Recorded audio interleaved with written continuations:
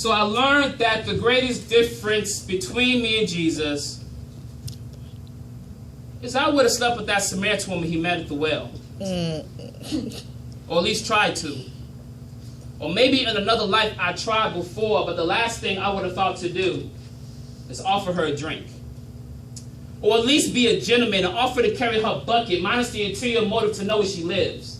Or defend her with fingers pointing her at the barrel of a loaded gun to kill her self-respect with comments like, hey bro, look at that hoe. You see, 5 times she's been married. 5 times she has thrown herself off of buildings believing in the men that call themselves heroes. 4 minutes she has hung in the air like an ornament, hoping to be admired enough to be held. 3 times she had to tell herself that she's actually falling, because believing that someone loves you back is a high that can make you crazy. Too many times she has smacked into a pavement of reality that often men don't even love themselves. So how can we possibly love another? That Superman is just an imposter and Clark Kent is who we really are. I wonder how many women will stop throwing themselves off of buildings knowing we can't really fly. And when will men stop finding pleasure in seeing women fall for them? You see, this is why she's thirsty. Because she has poured herself out one too many times, been sucked dry so much that getting wet is the only thing she believes men are good for now. Now, I know that was a bar,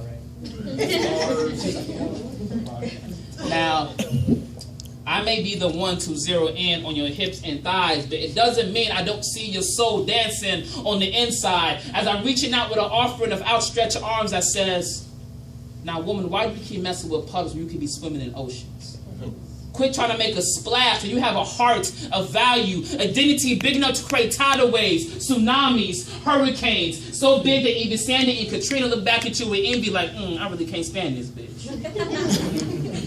You see, I am your everlasting fountain, your never-ending drink, and yes, I come in the form of a man so you can learn how to forgive all the ones that came before me. Tonight, you have full permission to be thirsty, to want love, to want a man to love your hair, whether it's natural, like how opposites attract, or relax, like how my body feels after a few sips of Chardonnay and a couple of hits of that ganja, to want a man who knows how to taste you right, to have you moaning with your back arch and your body jerking as if you was being delivered from evil spirits. You have full permission to love snuggling and 10-hour conversations about your day. And these unrealistic romantic movies that say no matter how long you've been apart from your true love, you guys will always find a way back to each other again. And so I just have a question for you. Are you thirsty?